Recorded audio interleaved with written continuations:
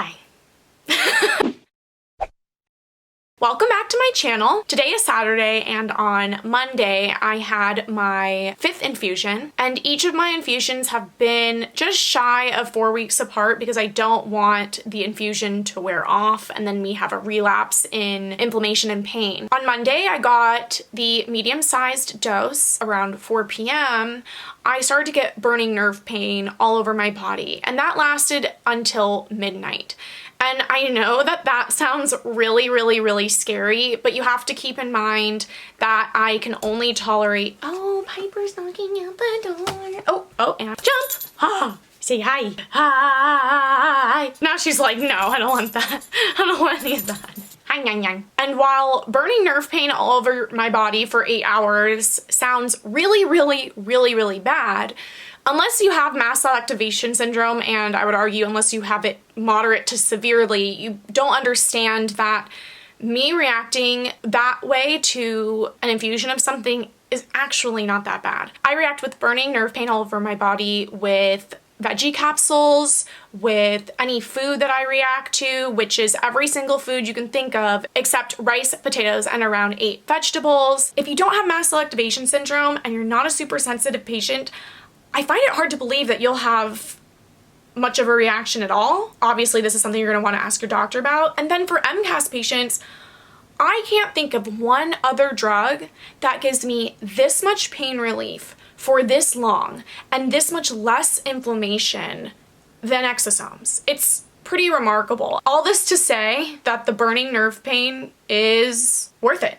So I think people are a little bit confused as to what exosomes are good for in clinical use as they stand today. And I get questions all the time, and I hear of people getting exosomes infusions just like a one-off, and this is just my opinion, I'm not a doctor, but I don't think for most illnesses one infusion is going to do jack shit, honestly. What I could see one infusion perhaps helping with is if you were getting shoulder surgery or something and you wanted to minimize the inflammation post-surgery, perhaps you would get an exosomes infusion a week or 2 before that, and maybe you would have an easier time recovering. Other than that, a chronic ongoing problem will probably need ongoing treatment, and that's why my doctor gives me an infusion about once a month. My source of inflammation and pain is a chronic Bartonella infection. Exosomes are not going to kill the chronic infection. So now I want to talk about what I know exosomes are good for, based on my personal experience and reading, but mostly my personal experience. The exosomes that I get are fantastic for inflammation. I have much less pain. I'm still completely debilitated, but I have a much better quality of life while being debilitated. If you want percentages, prior to the exosomes, I would say I had about 3% usage of my hands. Now with the exosomes, I have 6% usage of my hands, and that's still pitiful, but my day-to-day is not, Mom, will you text my friend for me? I can text my friend for myself using voice text. I can even do some typing and some editing on my videos. I just have to be careful not to overdo it. The debilitating part of my illness is the pain. The pain comes from usage of my muscles and pressure. It's most acute in the hands and feet. The feet are worse than the hands because there's this thing, I don't know if you've heard of it, it's called physics. This is the extent of my knowledge of physics, but when you have a small area squared and then you have a lot of weight, that means more force or pressure. So as you can imagine, my feet take much more of a beating because I don't walk on my hands, I walk on my feet. So my feet— Actually, you walk on your hands really well. I actually can walk on my hands. Maybe I'll put a video in here somewhere. I don't know. Do you have a video of walking on your hands? Or a picture. I might just have a picture. Oh, and I do have a picture of a one-handed cartwheel. My inflammation in my upper GI tract has been tamped down so much to the point where I thought that I didn't even need my Pepsid, which is an H2 blocker, which is not only an which is not only an antacid, but it helps with other sort of mast cell symptoms. So I stopped taking my H2. Then I started bloating in my lower abdomen. I was like, where is all this bloating coming from? And it's because I stopped taking my H2. So I still need my H2.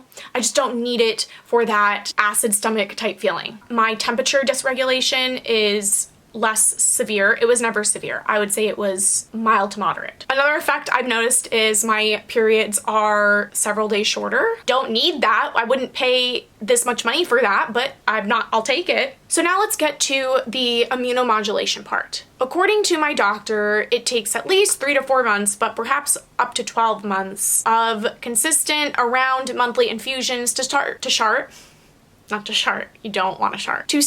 seeing those immunomodulatory effects. It's only been 5 months, and I'm not going to count out its potential to modulate my immune system until I get to the 12-month mark. And then with the immunomodulation, what that would look like in a patient like me is I would react to fewer things, I would react less often, and I would react less severely. I don't think it's done any of that, but perhaps my reactions are becoming less severe. So to give you an example, I did take 10 pills of fluconazole. Prior to the exosomes, I do not think that I would have survived 10 pills of fluconazole. I still have quite a ways to go. So my doctor got this nebulizer sent to him from Germany. I will be inhaling a smaller dose, but every 2 weeks. My doctor has said that the pharmacokinetics when you inhale it is different than through IV.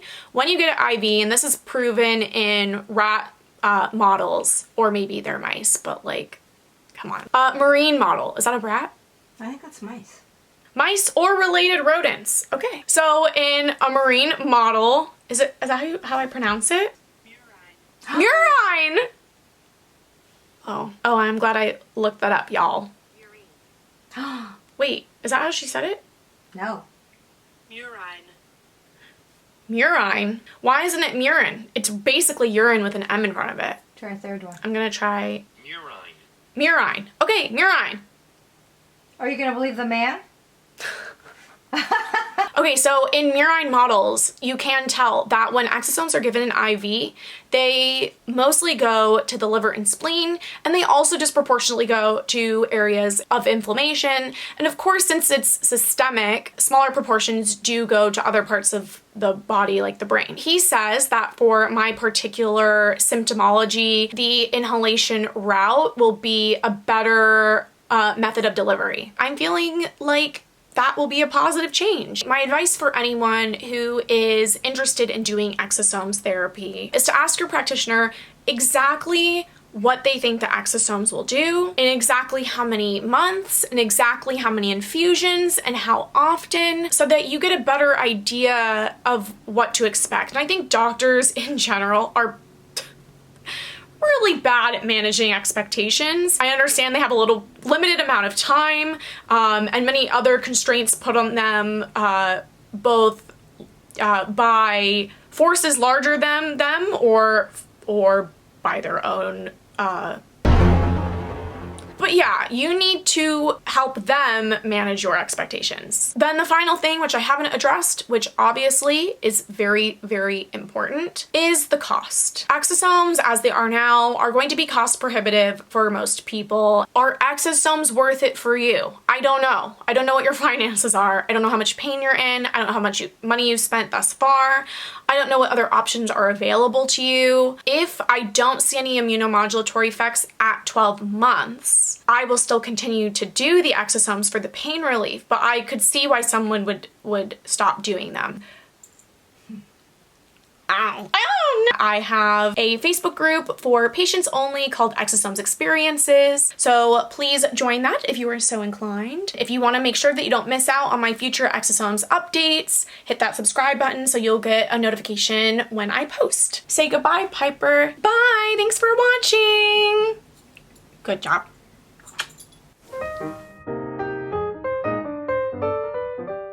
And then come home, cook dinner for myself. If that is like, you know, me at When did you ever cook dinner for yourself? Mac and cheese.